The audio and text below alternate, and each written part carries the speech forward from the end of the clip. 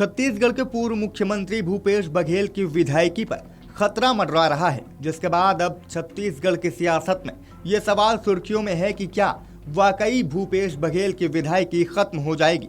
पूरा मामला आपको विस्तार से बताते हैं। दरअसल पूर्व मुख्यमंत्री और पाटन विधायक भूपेश बघेल के निर्वाचन को चुनौती देने वाली याचिका पर अब हाई कोर्ट में मेरिट के आधार पर सुनवाई होगी। हाई कोर्ट ने भूपेश बघेल की उस अर्जी को खारिज कर दिया है जिसमें उन्होंने चुनाव याचिका को निरस्त करने की मांग की थी। याचिका में आरोप है कि मुख्यमंत्री रहते हुए भूपेश बघेल ने आचार संहिता का उल्लंघन किया था, जिसके आधार पर उनके निर्वाचन को शून्य घोषित किया जाना चाहिए। वहीं अब इस मामले में 23 जून को अगली सुनवाई होनी है, जिस पर पूरे प्रदेश की नजरें टिकी हुई है। बता दें कि दुर्ग सांसद विजय बघेल ने भूपेश बघेल की विधायकी खत्म करने के लिए चुनाव याचिका लगाई है। 2024 में दायर इस याचिका में आरोप लगाया गया है कि 2023 के विधानसभा चुनाव के दौरान वोटिंग से ठीक पहले प्रचार बंद होने की अवधि में भूपेश बघेल ने अपने समर्थकों के साथ पाटन क्षेत्र में रैली की और फिर रोड शो भी निकाला। इस दौरान उन्होंने चुनावी नारे लगवाए और वोट मांग कर लोक प्रतिनिधित्व अधिनियम की धारा 126 का सीधा उल्लंघन किया, जिसका वीडियो भी बनाया गया था।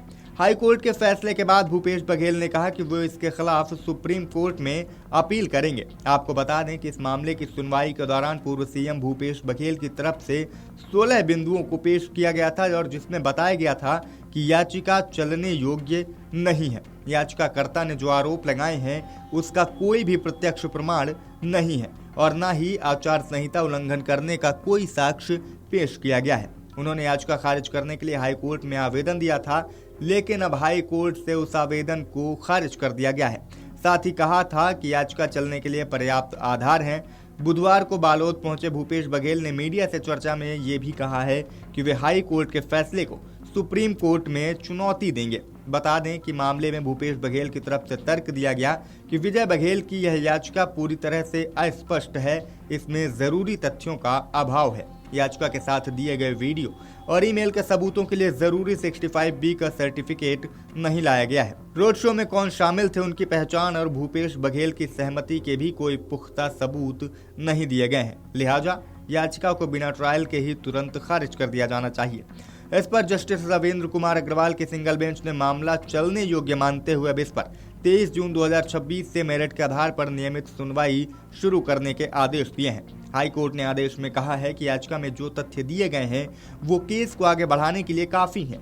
सबूतों की कानूनी वैधता, डिजिटल सर्टिफिकेट और गवाहों की सच्चाई का फैसला शुरुआती चरण में नहीं होगा। ट्रायल के दौरान गवाहों और जिरह के बाद इस पर फैसला किया जाएगा। आपको बता दें कि इससे पहले हाई कोर्ट से एक अन्य अर्जी खारिज होने के बाद भूपेश बघेल सुप्रीम कोर्ट भी पहुंचे थे।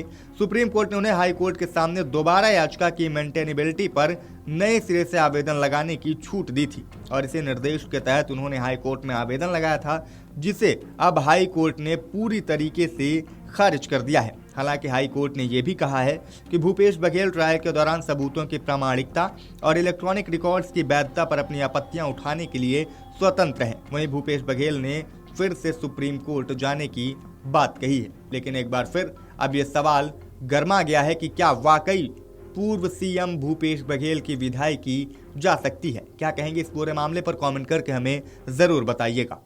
हाईकोर्ट में आपकी याचिका लगी थी चुनाव निरस्त करने की पाटन वाले को लेकर, वो हाईकोर्ट ने उसको नामंजूर कर दिया है। उसको अपील करेंगे सुप्रीम कोर्ट। आपके राज्य की खबरें, आपके शहर की खबरें सबसे पहले जानने के लिए देखते रहें अमर उजाला। चैनल को सब्सक्राइब जरूर कर लें और पाएं हर अपडेट।